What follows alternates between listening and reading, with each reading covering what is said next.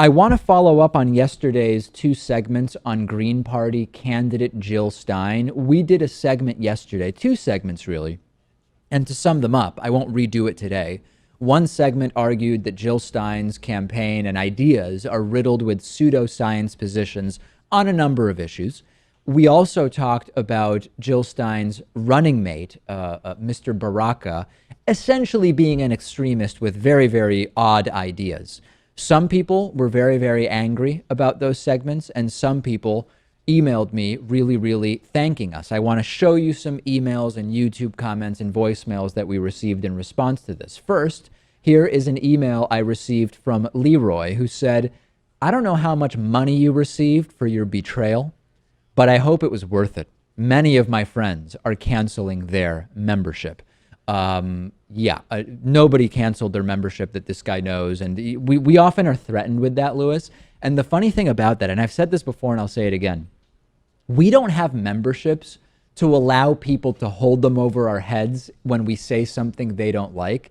Imagine if the membership program was structured so that when someone says, "You'd better change your position on this or I will cancel my membership," we would actually be doing something that I think would be very, very unethical and immoral. Yeah, we wouldn't be able to have a position on anything. Well, no, really. yeah, practically speaking, it would. Everybody's going to disagree with something. But no, we don't change or take positions based on threats that you will stop money coming from us. That's actually how corporate media works with advertisers, and we're trying to separate ourselves from that.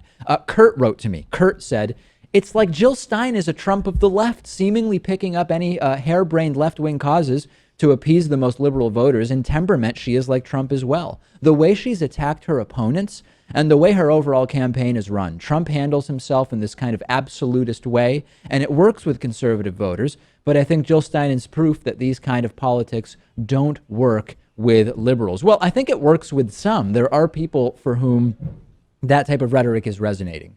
I received another email from Rowan. Rowan said, "The David Pakman Show, now just another corporate-controlled, Hillary-supporting, mainstream media source." If you believe that, you know very, very little about this program. And lastly, I received an email from Argo, who said, "Thanks for calling out Jill Stein. I know that some segment of your audience cares first and foremost about ensuring that Hillary loses in November. Clearly, based on the YouTube comments, you guys annoyed them by pointing out that Jill Stein has at best pandered to anti-science idiots and at worst is one herself. Keep doing what you're doing." We didn't use that term, to be clear. This is just a sampling of the reaction. And lastly, here is a voicemail from someone who is really not happy with us over those segments. I do hope David Pakman gets this message. I did. I personally am embarrassed by his critique of Jill Stein. David, all you did was display your intense mediocrity. Your intelligence could not even match 1/4 of Jill Stein's. The only thing that you're motivated by is your arrogance and your meager knowledge of human emotions, of politics. The quality of your show is like high school. You must be producing it yourself. Well, yeah. It has no bearing on reality. You're like a little boy. You have a lot to learn. Yeah. It's embarrassing to listen to you. Right.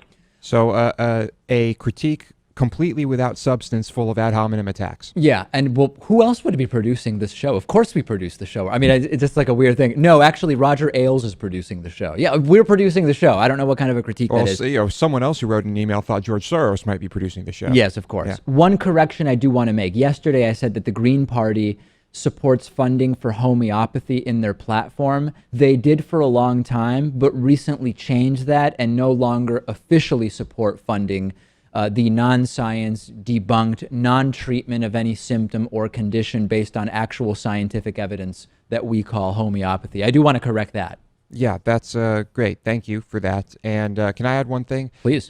Looking at the YouTube comments, I love how if we do a critique or even or bash, if you will, Jill Stein, then we're corporatists, we're funded by the Hillary campaign. But if we do that to Trump, it's all just fine. It's so fallacious to say that anywhere that we coincide with any entity that you consider to be corporate or mainstream, by definition, we are paid by and part of that system. And of course, this is easily debunkable. If corporate media were to report that France has been attacked by Islamic terrorists, and we report that France has suffered attacks by Islamic terrorists, are we in some way in cahoots with the corporate media towing party? I mean, it's just a ridiculous argument, and we really need to be analyzing substance and specifics. Just this is a sampling of what we received, hundreds and hundreds and hundreds of comments and emails and tweets on the matter. We'll continue calling it like we see it. Send me your thoughts on Twitter. I'm on Twitter at @dpakman. Warby Parker is offering a free 5-day home try-on to give you the opportunity to check out their glasses. I personally wear Warby Parker glasses when I'm not wearing my contact lenses, and I also started with one of these free at-home try-ons of 5 pairs of glasses. You can get your free home try-on and support the David Pakman Show at warbyparkertrial.com/TDPS.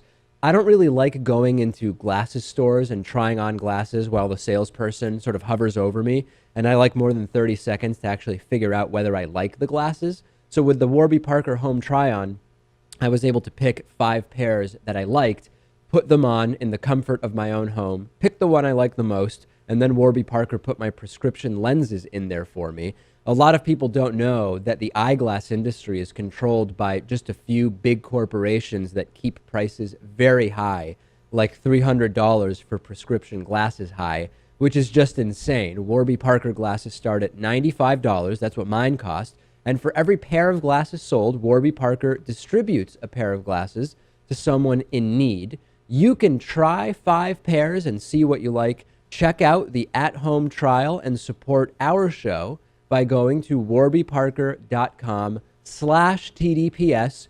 It costs nothing.